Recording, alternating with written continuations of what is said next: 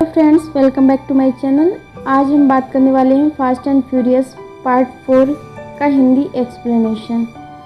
तो अब चलते हैं मेन स्टोरी लाइन की तरफ। इस कहानी की शुरुआत होती है डोमिनिकन रिपब्लिक शहर से, जहां पर हमें दिखाया जाता है कि एक बहुत ही बड़ा ट्रक 8 ऑयल टैंकर को लेकर रोड पर चल रहा होता है और वहीं पर उनका पीछा कर रही होती है डोमिनिक और उसकी पूरी की पूरी टीम, जिसके पास में 3 कार होती है। एक कार के अंदर डोमिनिक और साथी लेटी होते हैं, दूसरी कार के अंदर हॉर्न और उसकी गर्लफ्रेंड एल्विस होती है, वहीं तीसरी कार के अंदर सैंटोस और लियो होते हैं। अब इन तीनों को प्लान होता है कि एक एक करके ये सभी ऑयल कंटेनर्स को अपनी गाड़ियों के पीछे लादकर वहाँ से चोरी करके निकल जाएंगे और अब इसी की प्लानिंग शुरू हो जाती है। तो ट्रक ड्राइवर अपनी नॉर्मल स्पीड के अंदर चल रहा होता है, वहीं पर इन तीनों की गाड़ियां पहुंच जाती हैं। सबसे पहले तो हॉर्न अपनी गाड़ी को उल्टा करके उसके पीछे जाने की कोशिश करता है, वहीं पर एल्विस अब उसकी गाड़ी का हैंगर अब एक ऑयल टैंकर के पीछे से लगा देती है और वहीं पर पहुंच जाती है लेटी, जिसके पास में होती है नाइट्रिक ऑक्साइड, जिसकी वजह से वह उसे बर्फ का बना देती है और हथौड़े से एक चोट करके वो ऑयल टैंकर को वहां से तोड़ देती है। उसके बाद ऑयल टैंकर उनके कब्जे में आ जाता है और वहीं पर अब आगे इनको लीड कर रहा होता है डोमिनिक, जो कि अपनी कार से ट्रक की स्पीड को कम करने की कोशिश करता है। वहीं पर बारी आती है सैंटोस और लियो की। सैंटोस जाकर उस टैंकर को कनेक्ट करने की कोशिश करता है, वहीं पर लियो अब उसका साथ देता है, मगर इस बात का पता अब तक ड्राइवर को चल चुका होता है और वो अपनी गाड़ी को बहुत ही स्पीड से चलाने लगता है और साथ ही स्पीड से गाड़ी को हिलाने लगता है। इसी वजह से उन्हें चोरी करने में काफ़ी दिक्कत का सामना करना पड़ता है और इसी धक्का मुक्की के चक्कर में लेटी के हाथ से उसका हथौड़ा भी गिर जाता है। तो वहाँ पर अब सभी को लगता है कि इस प्लान को यहीं पर ड्रॉप करना पड़ेगा। अगर ऐसा नहीं करते हैं तो उनमें से किसी न किसी को जान से हाथ धोना पड़ सकता है। मगर डोमिनिक लेटी से कहता है कि तुम उस पर जल्दी से नाइट्रोजन ऑक्साइड छोड़ो और उसे ठंडा करो और उसको तोड़ने का काम मैं करूँगा। उसकी बात सुनकर लेटी अब वहाँ पर नाइट्रोजन ऑक्साइड उस टैंकर पर डालने लगती है और एक लंबी चौड़ी ड्रिफ्ट मारकर उस पूरे टैंकर को उस ट्रक से जुदा कर देता है और इसी के साथ अब उनके पास में टोटल 4 टैंकर आ चुके होते हैं। वो तो होते हैं हॉर्न के पास में और 2 होते हैं लियो के पास में, मगर अभी भी यहाँ पर तकलीफें कम नहीं होती हैं। उस ड्राइवर को पता चल चुका होता है कि हमारी गाड़ी पर चोरी होना शुरू हो चुकी है। अब उसके पास में एक बंदूक होती है और वो उसी बंदूक से डोमिनिक पर गोलियां चलाना शुरू कर देता है, लेकिन इसी बीच अब उन दोनों की स्पीड काफ़ी ज़्यादा बढ़ चुकी होती है। वहीं पर उन्हें सामने दिखता है एक टर्न।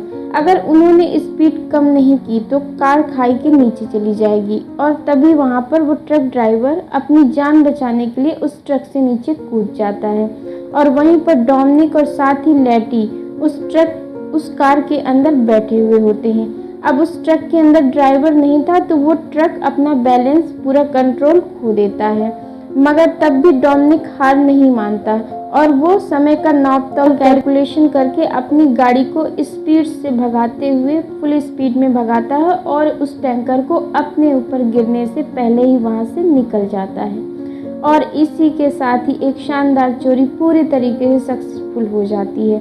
इस चोरी को कर लेने के बाद में रात को सभी पार्टी कर रहे होते हैं। वहीं पर हॉर्न आकर डोमिनिक से कहता है कि पुलिस हमारे पीछे पड़ी है, उन्हें हमारे बारे में पता चल गया है, हम ही हैं वह चोर जो शहर में चोरी कर रहे हैं। मैं ये शहर छोड़कर जा रहा हूँ और मैं तुम्हें भी यही हिदायत दूंगा कि तुम भी जल्द से जल्द इस शहर को छोड़कर चले जाओ, मगर अगर पुलिस ने पकड़ लिया तो कोई भी नहीं बचेगा। तभी डोमिनिक उसकी बात से एग्री करता है और कहता है कि हाँ, तुम सही कह रहे हो, अगर गलती से भी मैं पकड़ा गया तो मेरी वजह से तुम सब भी मारे जाओगे। इसलिए वह इस बात से टेंशन में आ जाता है। वहीं पर तब लेटी आ जाती है और वह उससे पूछती है कि तुम्हें किस बात की तकलीफ़ है। तो डॉम उससे कहता है कि आज तक हमने जितनी भी चोरियाँ की हैं उस बारे में पुलिस को पता चल गया है और हो ना हो हमें कभी भी पकड़ सकती है। तो लेटी उसे समझाती है और उससे कहती है कि आज तक हमने इतने सालों तक इतनी सारी चोरियां की हैं, क्या हमें कोई पकड़ सका है? इस बार भी कोई नहीं पकड़ेगा, हम साथ हैं और हमेशा साथ रहेंगे। और इसी के साथ वो अपनी नाइट स्पेंड करने के लिए चले जाते हैं। मगर डोमिनिक रात भर इस बात को सोचता रहता है और टेंशन में रहता है और फाइनली वो एक डिसीजन लेता है कि वो अब दोनों साथ नहीं रहेंगे और वह अपनी पार्ट का भी सारा पैसा लेटी के पास छोड़कर और साथ ही वो जो चैन हमेशा अपने गले में पहनता था वो चैन भी वो लेटी के पास छोड़कर वहाँ से चला जाता है। वहीं से सीन शिफ्ट होता है लॉस एंजलिस में, जहाँ पर हमें दिखाया जाता है ब्रायन ओ'कॉर्नर को, जिसने लास्ट पार्ट के अकॉर्डिंग पुलिस का साथ देकर अब अपनी जगह FBI में वापस क्रिएट कर ली होती है और वहाँ पर वो एक चोर के पीछे लगा हुआ होता है और चोर भागते भागते एक बिल्डिंग से कूद जाता है। लेकिन ब्रायन अपनी चालाकी के साथ में उसे पकड़ ही लेता है और उसे जान से मारने की धमकी देता है और उससे पूछता है कि आखिर तुम्हारा बॉस कौन है। तब वो चोर उसे एक नाम बताता है, वो नाम था डेविड पार्कर। वहाँ से ब्रायन सीधा उसे लेकर पहुँच जाता है अपने हेडक्वार्टर्स में। वहाँ पर उसकी मुलाकात उसके हेड कमिश्नर से होती है, जो उससे पूछते हैं कि आखिर तुम्हें क्या इन्फॉर्मेशन मिली। वहाँ पर ब्रायन उन्हें बताता है कि डेविड पार्कर नाम का एक बंदा है जो कि शहर में इनलीगल रेसिंग करवाता है और साथ ही ड्राइवर को एक कैंपस नाम के बंदे के पास पहुँचाता है। वहीं पर सीन शिफ्ट होता है पनामा सिटी में, जहाँ पर हमें दिखाया जाता है इस कहानी का लीड कैरेक्टर यानी कि डोमिनिक टोरेंटो, और उसे एक कॉल आया था कि तुम्हारी गर्लफ्रेंड यानी कि लेटी की अब डेथ हो चुकी है। इस बात को सुनने के बाद वो काफ़ी निराश हो जाता है, काफ़ी टूट जाता है। उसके बाद वो लॉस एंजलिस जाने का फैसला करता है। वहीं पर FBI की काफ़ी सारी गाड़ी खड़ी होती हैं, जिसके अंदर ब्रायन भी शामिल था। रात को डॉन अपनी बहन मिया से मिलने के लिए आता है और उससे कहता है कि आखिर उसका एक्सीडेंट हुआ कैसे। वहाँ पर मिया कहती है कि कुछ टाइम पहले एक रेसिंग के अंदर लेटी ने पार्टिसिपेट किया था, लेकिन इसी रेसिंग के बीच में वो अपना कंट्रोल खो बैठी और वहीं पर उसकी कार का बहुत बुरी तरीके से एक्सीडेंट हो गया और वो जान से मारी गई। तो वहाँ पर डॉम को शक होता है और वो कहता है कि लेटी तो काफ़ी अच्छी ड्राइवर थी, आखिर ये कार के बिगड़ते कंट्रोल को संभाल कैसे नहीं पाई। तो वो मिया को कहता है कि मुझे वो जगह दिखाओ जहाँ पर यह हादसा हुआ था, और वहीं से मिया डॉम को लेकर पहुँच जाती है उस लोकेशन पर जहाँ कुछ ही दिन पहले लेटी का बहुत ही बुरी तरीके से एक्सीडेंट हुआ था। उस जगह को पूरी तरीके से एनालाइज करने के बाद में डॉम को यह पता चलता है कि कार का एक्सीडेंट कार के कंट्रोल के बिगड़ने से नहीं बल्कि जानबूझकर टक्कर देने से हुआ है। और धीरे धीरे और अधिक तहकीकात करने के बाद पता चलता है कि जो गाड़ी उससे टकराई उसके अंदर नाइट्रिक मीथेन थी। ये नाइट्रिक मीथेन उन गाड़ियों में यूज़ होता है जो कि रेसिंग में यूज़ होती हैं। और अब सभी पहलुओं को जोड़कर सारी कड़ियों को मिलाकर उसे पता चलता है कि जब रेसिंग के लिए वहाँ से लेटी निकली होगी तब उसका पीछा कर रहा होगा कोई इंसान और आया होगा और अपनी कार से उसकी कार को टक्कर मार दिया होगा। हालांकि तब तक लेटी मरी नहीं होगी, लेकिन उसने बाहर आकर लेटी पर गोली चलाई और इसी की वजह से लेटी की डेथ हुई है। और अब इन सारी इन्फॉर्मेशन को पा लेने के बाद में डोमिनिक लॉस एंजलिस के एक मैकेनिक के पास पहुंच जाता है और उससे कहता है कि तुम ही ने ये गाड़ी बनाई होगी, क्योंकि इतनी हाई मॉडिफिकेशन की गाड़ियां सिर्फ तुम ही बना सकते हो। मुझे बताओ कि वो ग्रीन कलर की गाड़ी कौन सी है जिसके अंदर नाइट्रिक मीथेन का यूज़ किया था। अब अपनी जान को खतरे में पाता देखकर मैकेनिक उसे सब कुछ सच सच बता देता है। वो कहता है कि डेविड पार्क नाम का एक इंसान है जो कि रेसिंग करवाता है और मैंने उसी रेसिंग के लिए एक गाड़ी तैयार की थी। अब इसके बाद में मुझे कुछ नहीं पता। इस बात को सुनने के बाद में डोमिनिक सीधा पहुंच जाता है डेविड पार्क के घर पर और थोड़ी देर बाद ब्रायन भी वहां पहुंच जाता है, क्योंकि ब्रायन ने जिस चोर को पकड़ा था उसने डेविड पार्क के बारे में सारी इन्फॉर्मेशन दे दी थी। अब एक तरफ तो डॉम वहां पर डेविड पार्क को जान से मारने की कोशिश करता है और उसे कहता है कि आखिर तुम्हारा बॉस कौन है, ये रेसिंग कौन करवाता है, मुझे अभी बताओ वरना मैं तुम्हें जान से मार दूंगा।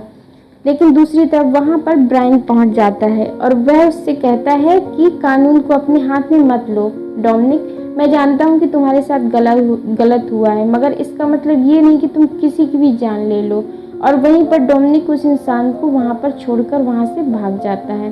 अब डेविड को पकड़कर ब्रायन सीधा अपने हेडक्वार्टर्स लेकर जाता है, जहां पर उससे पूछताछ करने के बाद में पता चलता है कि कैंपस नाम का एक शख्स है जो कि रेसिंग करवाता है और उसे ड्राइवर्स की आए दिन ज़रूरत पड़ती रहती है। इन बातों को सुनकर ब्रायन समझ जाता है कि अगर कैंपस को पकड़ना है तो रेसिंग में हिस्सा लेना ही होगा। अब वो चला जाता है अपनी गाड़ी को प्रिपेयर करने के लिए। अब वो भी इस रेस में हिस्सा लेने के लिए तैयार था। वहीं दूसरी ओर अब डोमिनिक को भी डेविड की सारी बातें बता दी थी, इसलिए अब वो भी अपनी गाड़ी को पूरी तरह से प्रिपेयर कर रहा होता है रेसिंग के लिए। और अब वो दिन आता है जब कैंपस से मिलने के लिए डोमिनिक और ब्रायन साथ ही में पहुंच जाते हैं। अब वहां पर एक रेस शुरू होने वाली होती है, लेकिन उससे पहले कैंपस उनसे मिलने के लिए आता है और उनसे कहता है कि ड्राइवर्स तो थोक के भाव में मिलते हैं, काफ़ी सस्ते और काफ़ी कम कीमत में मिल जाते हैं, मगर मुझे ऐसा ड्राइवर नहीं चाहिए। मुझे तो ऐसा ड्राइवर चाहिए जो खटारा गाड़ी को भी तीर की स्पीड से चलाता। अगर तुमने वो जिगर है तो इसके बाद मैं तुम्हें एक और काम दूंगा। और वहाँ पर डॉम समझ जाता है कि इसके ऊपर ज़रूर और एक बड़ा इंसान है, तो वो उसका नाम पूछता है। तो वो उससे कहता है कि उसका नाम बागा है और बागा ही है जिसे तुम लोगों की तलाश है। अगर तुम में से कोई भी जीतेगा तो उसका ड्राइवर बनेगा। और अब इस बात को सुनने के बाद में उन सभी के बीच में एक तगड़ी रेसिंग स्टार्ट हो जाती है। 3, 2, 1 की काउंटिंग पर अब वहाँ पर सारे के सारे ड्राइवर्स अपनी कार को फुल स्पीड में वहाँ से निकालने की कोशिश करते हैं। सभी के पास में, जैसे कि मैंने आपको पहले ही बताया है कि फास्ट एंड फ्यूरियस अपनी फास्ट कारों के लिए जानी जाती है, नॉस सिस्टम के लिए जानी जाती है। तो यहाँ पे सभी ड्राइवर्स अपने नॉस को खोल देते हैं। उसकी मदद से सारे ड्राइवर्स अपनी गाड़ी को फुल स्पीड में भगाने लगते हैं, एक दूसरे को हराने की कोशिश करते हैं। वहीं पर अब ब्रायन उस शहर की गलियों को काफ़ी अच्छी तरीके से जानता था, तो वो आगे शॉर्टकट्स निकालता निकालता कम समय में वहाँ पर जल्दी पहुँच जाता है। इस तेज़ रफ्तार रेस के अंदर अभी तो ऐसे ड्राइवर्स थे जो कि यहाँ से जा चुके थे और अब लास्ट में फाइनल होता है डोमिनिक और ब्रायन के बीच में। वो दोनों ही अपनी गाड़ी को फुल स्पीड में चला रहे थे और तभी वहाँ पर डोम अपनी गाड़ी के नॉस को खोल देता है, जिससे कि वो बहुत तेज़ी से स्पीड से बढ़ने लगता है और इसी बात से रेस जीत जाता है। मगर तब वह ब्रायन ने भी अपना कुछ कम नहीं किया था। ब्रायन ने भी रेस में अपने पूरा दम लगाकर जीतने की कोशिश करी थी और उसके साथ ही जस्ट 2 सेकंड के बाद में वो भी पहुंच जाता है। हालांकि अब डोमिनिक रेस जीता था, तो डोमिनिक को एक अगले काम के लिए क्लब में बुलाया जाता है। वहीं दूसरी ओर ब्रायन अब उसके पुराने ड्राइवर को ड्रग केस में, स्मगलिंग के केस में फंसा देता है और वहीं पर उसके साथ वो ड्राइवर की जगह लेकर वहां पहुंच जाता है। और अब जिस क्लब के अंदर डोमिनिक आया होता है, उसी क्लब के अंदर ब्रायन भी पहुंच जाता है। वहां पर उन दोनों की मुलाकात कैंपस और उसके राइट हैंड से होती है।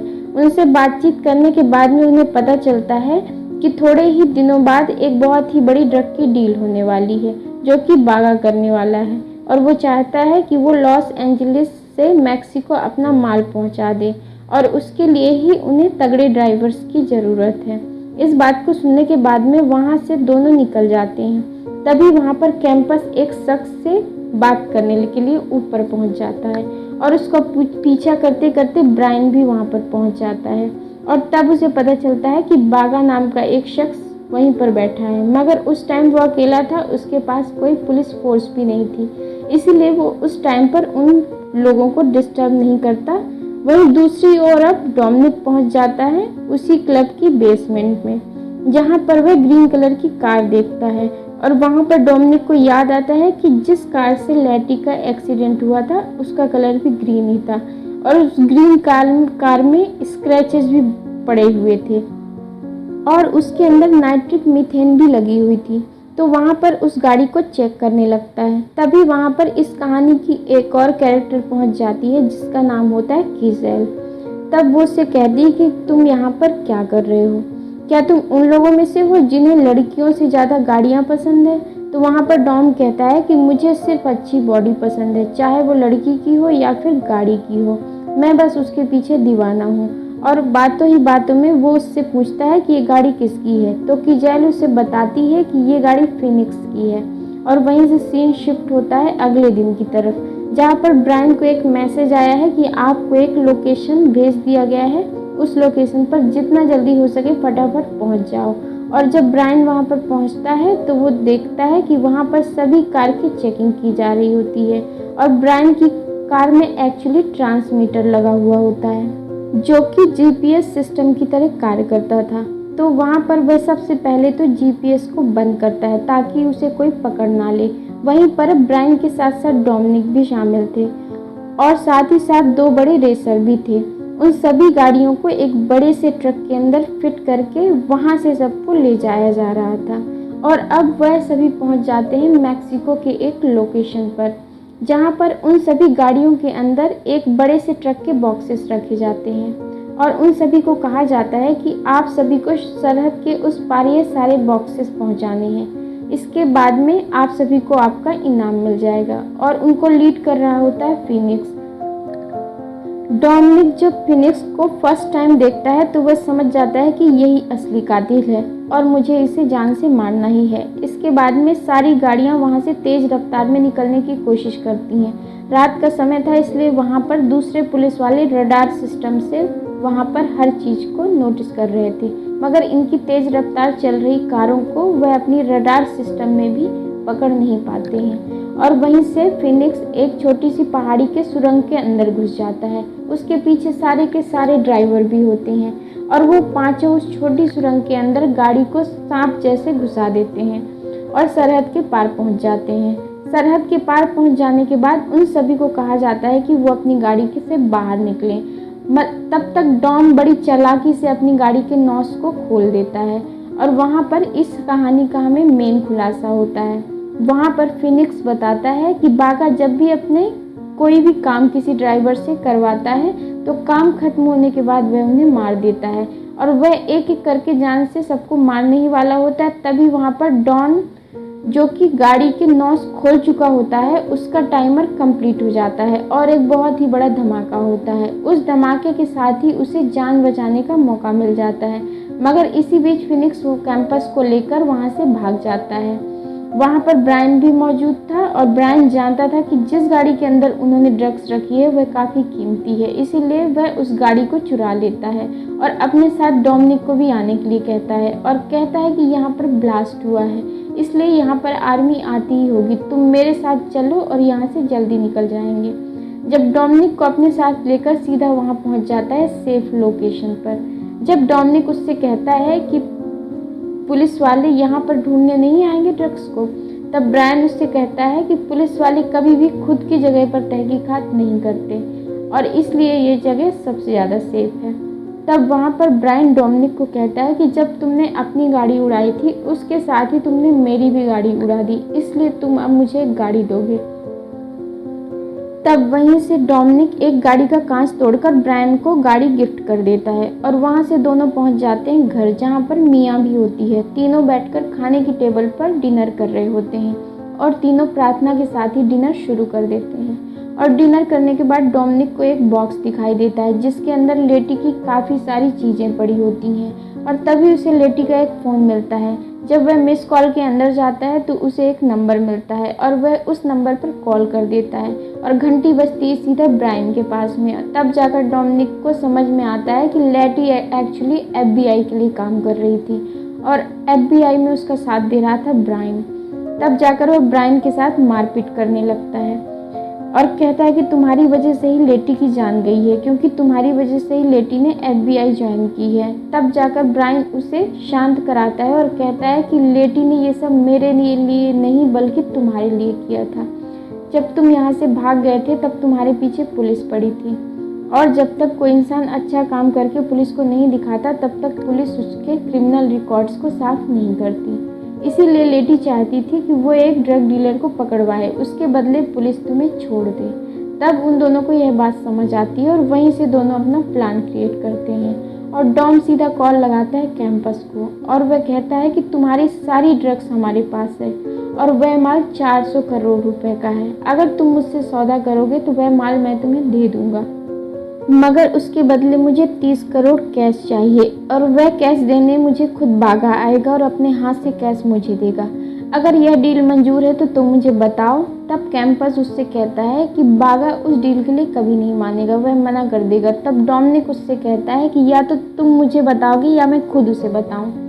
और अब ना चाहते हुए भी कैंपस को उसकी बात से एग्री करना पड़ता है। वहीं पर अब अगले सीन में कैंपस और उसके सभी साथी पहुंच जाते हैं एक लोकेशन पर, जहां पर ब्रायन और डोमिनिक उनका ऑलरेडी वेट कर रहे थे। वहीं पर डोमिनिक उनसे कहता है कि मैंने तुमसे वादा किया था कि मैं अपना सारा माल तुम्हें दे दूंगा, मगर इसके बदले मुझे 30 करोड़ कैश चाहिए, और वह भी बागा के हाथों से। वहीं पर एक बुड्ढे को बुलाते हैं और वह बुड्ढा उन्हें 30 करोड़ कैश देता है। मगर तब वहाँ पर ब्रायन उससे बड़ी चालाकी से एक क्वेश्चन पूछता है कि जब तुम मैक्सिको की जेल तोड़कर भाग रहे थे तो क्या तुमने तब भी पिंक टाई पहन रखी थी? अब इस बात का जवाब उस बुड्ढे के पास नहीं था, क्योंकि वह बागा नहीं था, और वह काफ़ी कंफ्यूज हो जाता है। दूसरी तरफ हेडक्वार्टर्स के अंदर भी सीसीटीवी फुटेज के द्वारा यह पता लगा लिया जाता है कि असली बागा वह नहीं है और कैंपस ही असली बागा है। और जब उन सभी को यह पता चलता है तो वहाँ पर अफरा तफरी मच जाती है, और तभी वहाँ पर पुलिस फोर्स भी पहुँच जाती है। और इन सभी पुलिस फोर्स के आ जाने के बाद वो सभी एक दूसरे पर गोलियां चलाने लगते हैं। कीजल, जो कि कैंपस के साथ हुआ करती थी, वह उसे वहीं पर छोड़कर भाग जाती है। उसे भी गोली लगने वाली होती है, लेकिन तभी वहाँ पर डॉम आकर उसे बचा लेता है। लेकिन जब ब्रायन अपने ऑफिस पहुँचता है तो सभी उस पर बहुत ज़्यादा गुस्सा हो रहे थे और साथ ही कह रहे थे कि तुम्हारे पास मौका था, तुम उस बुड्ढे और उसके साथ ही बागा को पकड़ सकते थे, लेकिन तुमने वह मौका गंवा दिया। और इसी के साथ ही तुम्हें डोमिनिक के साथ भी देखा गया है, जो कि एक भगौड़ा है। तुमने उसका साथ क्यों दिया? तब ब्रायन वहाँ पर पुलिस वालों को समझाता है कि कार्यवाही के अंदर डोमिनिक ने भी मेरा साथ दिया है। अगर आपको शहर के सबसे बड़े ड्रग डीलर यानी कि रागा को पकड़ना चाहते हैं तो आपको डोमिनिक को मेरे साथ काम करने देना होगा। इसी के साथ मेरी एक शर्त भी है, अगर मैं आप लोगों को बागा ला कर दूँ तो आप लोगों को डोमिनिक को बेगुनाह साबित करना होगा और उसके ऊपर से सारे चार्जेस हटाने होंगे। और इस बात को सुनने के बाद में वह लोग भी इस बात से एग्री कर जाते हैं।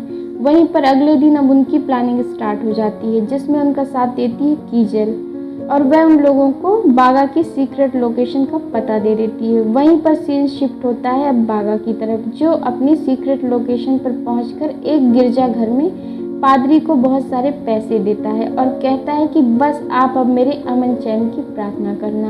और जब वह ईसा मसीह के सामने सर झुकाकर खड़ा हो जाता है तभी पीछे से डोमिनिक और ब्रायन आ जाते हैं। डोमिनिक के पास गन होती है जिससे वह उसे शूट करने ही वाला होता है। तभी उसे याद आता है कि असली कातिल यह नहीं है, फिनिक्स है।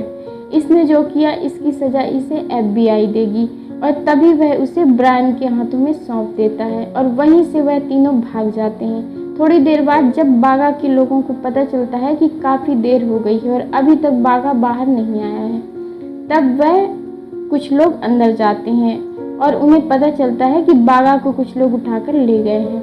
अब एक तरफ डोमिनिक, ब्रायन और बागा कार के अंदर निकल रहे होते हैं क्योंकि उन्हें मैक्सिको की सरहद तक पहुंचना था। वहीं अब उनके पीछे बागा के सारे गुंडे होते हैं जो कि उनका पीछा कर रहे होते हैं और धड़ाधड़ फायरिंग कर रहे होते हैं। यहाँ पर अब डोमिनिक अपनी कार को फुल स्पीड में वहाँ से निकालता है, लेकिन अब तक उनके पीछे काफ़ी सारे बागा के गुंडे पड़ चुके होते हैं। वह अपनी कार को एक सुरंग के अंदर घुसा देता है जो कि बहुत ही सक्रिय थी। वहाँ पर निकलने की बहुत कम जगह थी, लेकिन फिर भी पुलिस स्पीड से अंदर सरहद को पार करने की कोशिश करता है और उसके पीछे बागा के काफ़ी सारे गुंडे फायरिंग करने लगते हैं। लेकिन वह सुरंग इतनी छोटी थी कि कोई भी ठीक से ड्राइविंग नहीं कर पा रहा था। धीरे धीरे करके एक एक ड्राइवर कार की सुरंग में भिड़ते जा रहे थे और एट द एंड एक ऐसा आता है जहाँ पर उसके अंदर ब्लास्ट हो जाता है। सुरंग बिल्कुल टूटने वाली होती है, लेकिन फिर भी जैसे तैसे ब्रायन बागा को लेकर निकल जाता है। अब डोमिनिक और फिनिक्स सुरंग के अंदर होते हैं। डोमिनिक चाहता था कि फिनिक्स को मजा चखाए, लेकिन वह सुरंग इतनी छोटी थी कि वहाँ पर ड्रिफ्ट वगैरह नहीं मार सकते थे। तभी वहाँ पर एक और ब्लास्ट होता है और इसी चक्कर में फिनिक्स वहाँ से भाग निकलता है। जब फिनिक्स बाहर आता है तो वह देखता है कि बागा ब्रायन के कब्जे में है और वह ब्रायन को मारने लगता है।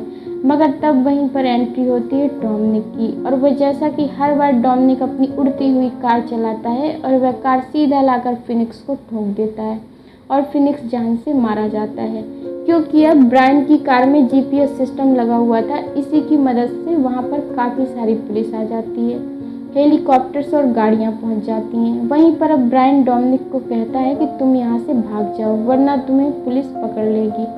तभी डोमिनिक ब्रायन से कहता है कि आखिर मैं कितना भागूंगा, एक न एक दिन तो ऐसा मोमेंट आएगा कि पुलिस मुझे पकड़ लेगी और कस्टडी में डाल देगी, तो क्यों न यह दिन आज ही हो जाए। तब डोमिनिक को पुलिस पकड़ लेती है। वहीं से सीन शिफ्ट होता है अदालत में, जहां बागा को उम्र कैद की सज़ा हो जाती है और साथ ही डोमिनिक को 25 साल की सज़ा होती है।